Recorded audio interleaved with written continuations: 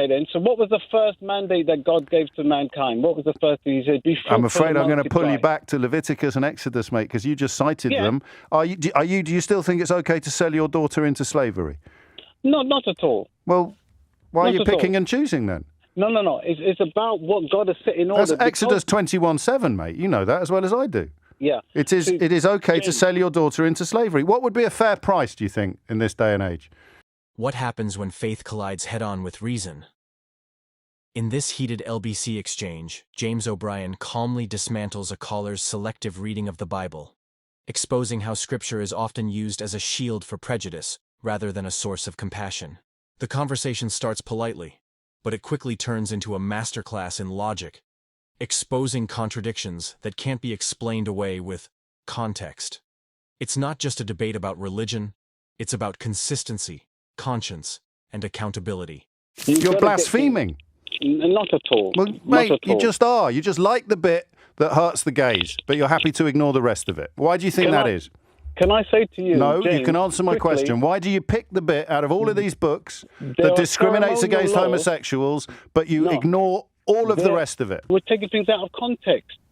God has given the mandate, the outline for a biblical marriage, and that is for man and woman. If there are two men and they say that they love God, that's fine. They can do what they want. But they should not come and tell and dictate to Christians how they should live their life. And even But they are to Christians. say, no. What do I'm saying? But you're dictating to those Christians how they should live their life. No. Yeah, the you are. Bible, the No, you are. Bible is the authority and the rules. If No, we believe God it is the authority and the rules. And how does he communicate to us then? Well, he sent Jesus, who told us to ignore the Old Testament. No, he didn't. Yes, he Where did. Oh, please, James. Gay people having blessings in church, how are they going to get hurt? Because if the church condones what they're doing, they're not sticking to the But mandate the church of the does scriptures. condone it. Yes. No. What? Do you not understand what I'm saying? No, I haven't got a clue. I think that makes two of us. So the church does condone. The Archbishop of Canterbury and the Synod have just said that it's fine. Right. Okay. So what I'm saying is, So the church does condone it. No. He's not going with the biblical mandate, though, James. But he's going the by what Archbishop he of Canterbury. He is not the authority of God. But he The is. scriptures. In the No, he's Anglican not. community, he's the head honcho. Well, I suppose technically it's King Charles. He thinks he is, but he's not, because Oh, right. he's perverting the scriptures. So you know better than he does. No, I don't know. The scriptures knows. Which James, scriptures? This is what it is.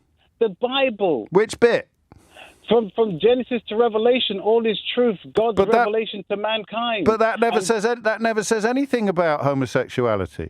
Are you being real? In the book of Leviticus, in the book of Deuteronomy, it talks about men laying with men. But Leviticus also talks about burning a bull on the altar as a sacrifice because the odour would please the Lord. Oh, And it says you can sell your daughter into slavery, doesn't it, in Exodus? okay then. So what was the first mandate that God gave to mankind? What was the first thing he said? Be fruitful I'm afraid and I'm going to pull you multiply. back to Leviticus and Exodus, mate, because you just cited Yeah. them. Do you still think it's okay to sell your daughter into slavery? No, not at all. Well, why are Not you at all. picking and choosing then?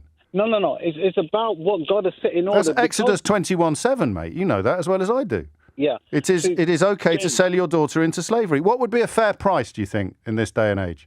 No. James, what we've got to understand, I said, you've got to get things in its context. I Now, am. the thing is, The context is the book of in the Exodus and the book beginning- of Leviticus, which you just cited as your justification for what I describe as homophobia. So I'm just wondering why you pick that bit and yet you ignore the other bits. Are you allowed no. contact with a woman while she is in her period of menstrual uncleanliness, Clive? Yeah. What? No, you're not, at all. mate. That's Leviticus 15:19 to 24. Again, James, you are taking things out of context. No, I'm You said reading that it you out want- of no, the Bible.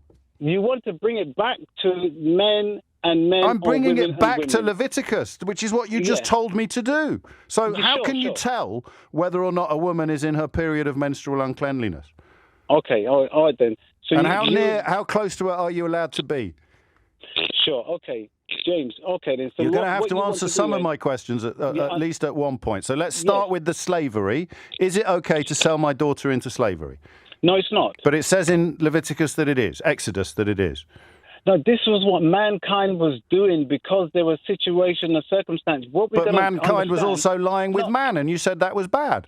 Yeah, absolutely. So why is James, that bad, but selling your daughter into slavery is not acceptable? What we have to get back is to God's ideal. No, Now, mate, what you have to do is tell me how I can tell which bits of the Old Testament you think we should... Can I give you an example? No, you can answer my questions. No, yes, I'm going to. No, I said no. Give an example. No, you can't give me an example. You need to tell me which bits of Leviticus you choose to obey and which bits you don't. That was never God's plan. Yeah, God you're still just going to talk. You can't answer any of these questions.